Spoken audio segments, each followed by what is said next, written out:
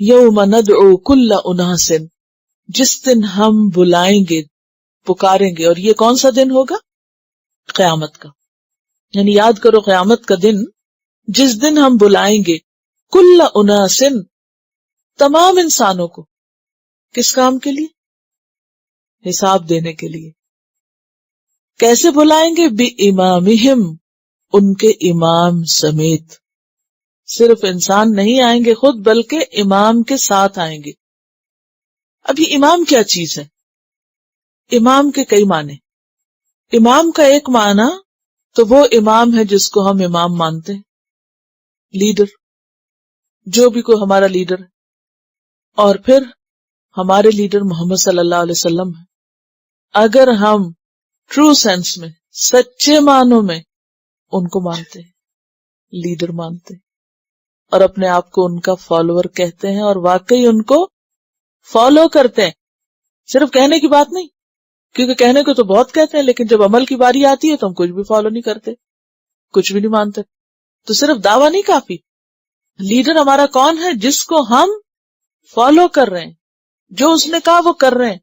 اس کے بغیر تو پھر آپ باغی ہیں کہ آپ کہتے ہیں لیکن آپ وہ جو کہتا وہ کرتے ہی نہیں ہے، اس کے پیچھے جاتے ہی نہیں ہے.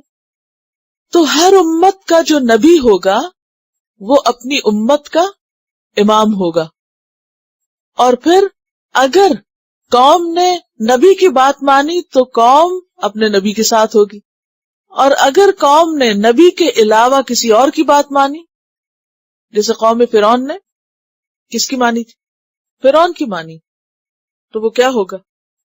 یقدم قومہ یوم القیامت فاوردہم النار وبئس الورد المورود، کہ وہ آگے آگے آئے گا اپنی قوم کے اور ان سب کو جہنم میں لا گرائے گا. دنیا میں بھی ان پہ لعنت کی گئی، ان سب کو مصیبت میں اس نے ڈالا، سمندر میں لے گھسا انتقام کی آگ میں، اور پھر دنیا میں بھی مصیبت اٹھائی اور آخرت میں بھی. تو امام کا ایک معنی کیا ہے؟ لیڈر، جس کو کوئی فالو کرے. تو ہر انسان کو ہم اس کے لیڈر کے ساتھ بلائیں گے. کیسے؟ آل محمد آ جائے. ٹھیک ہے.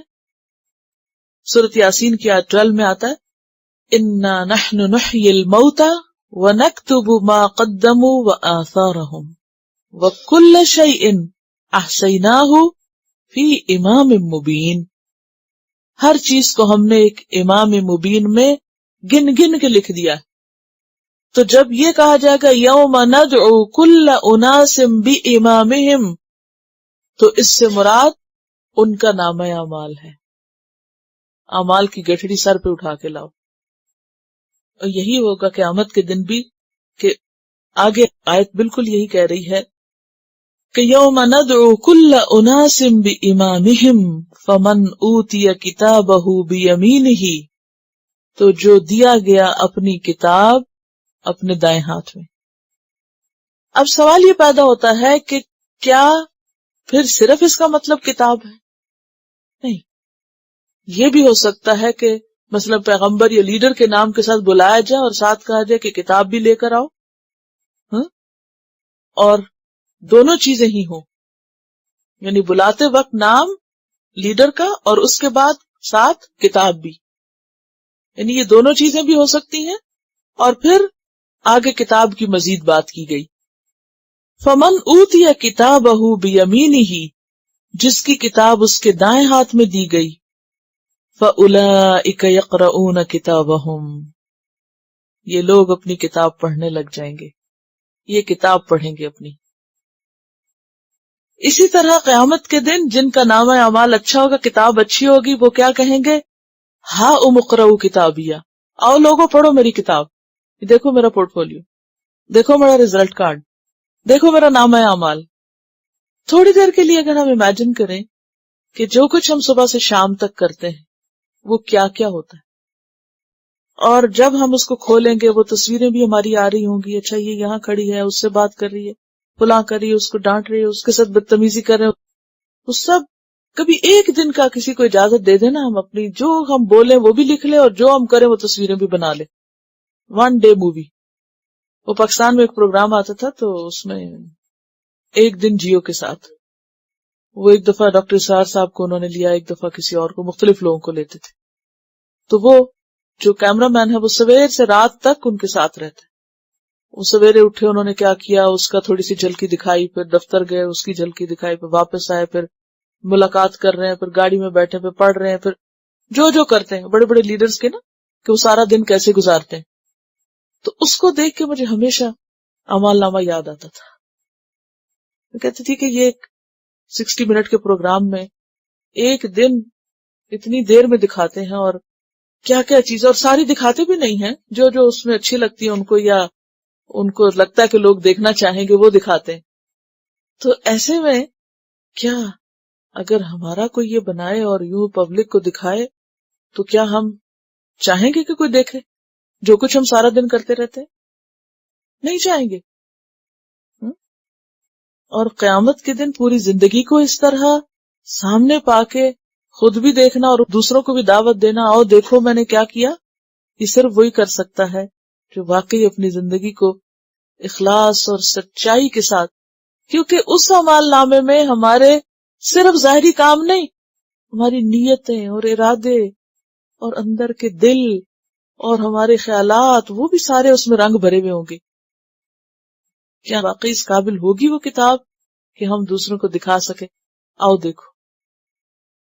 یعنی قیامت کے دن کیا کچھ ہوگا ہم تھوڑا سا امیجن بھی مشکل سے کرتے ہیں، اور تھوڑی دیر کے لیے کرتے ہیں، پھر اس کے بعد بھول جاتے ہیں.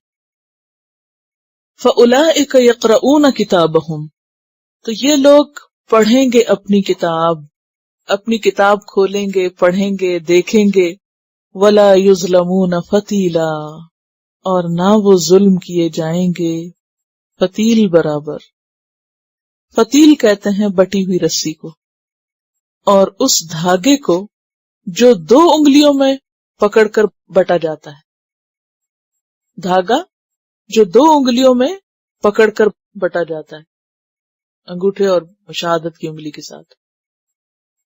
چلیے آپ نے دیکھا ہوگا کہ عام طور پہ بیٹھے بیٹھے آپ کیا کرتے ہیں، یوں ایسے مروڑتے ہیں دھاگے کو.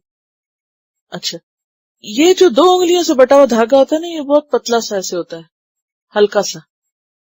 یا پھر کان کے میل کی چٹکی، یعنی کہ انسان نکالے اور اس کو ایسے ہی جیسے اس کا جو بٹ کے پھینک دے.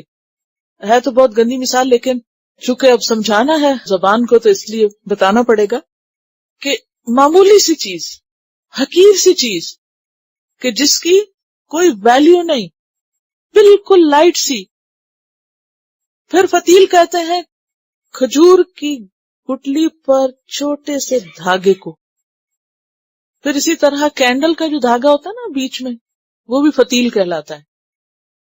کینڈل کا دھاگا ہو یا چھوٹے سا بٹا ہوا کوئی دھاگا ہو یا کھجور کا دھاگا ہو، یہ کتنی حقیر معمولی سی چیزیں ہیں نا، ہلکی سی کا. اتنا بھی کسی کا حق نہیں مارا جائے گا، اتنا بھی کسی پہ ظلم نہیں ہوگا. وَلَا يُظْلَمُونَ فَتِيلًا، اور وہ فتیل برابر بھی ظلم نہ کیے جائیں گے، یعنی تھوڑا سا بھی. فَمَنْ أُوتِيَ كِتَابَهُ بِيَمِينِهِ فَأُولَئِكَ يَقْرَؤُونَ كِتَابَهُمْ. اس کا مطلب یہ ہے کہ ہمیں اپنی کتاب پھر پڑھنی پڑے گی. کبھی آپ اپنی آواز ریکارڈ کر کے دوبارہ سنیں، کم از کم میں تو نہیں سن سکتی، بہت مشکل ہوتا ہے. اپنی لکھی ہوئی چیزیں دوبارہ پڑھنی پڑے، نہیں پڑھی جاتی. قیامت کے دن اپنا ہی نامہ اعمال کھول کے پڑھنا ہوگا.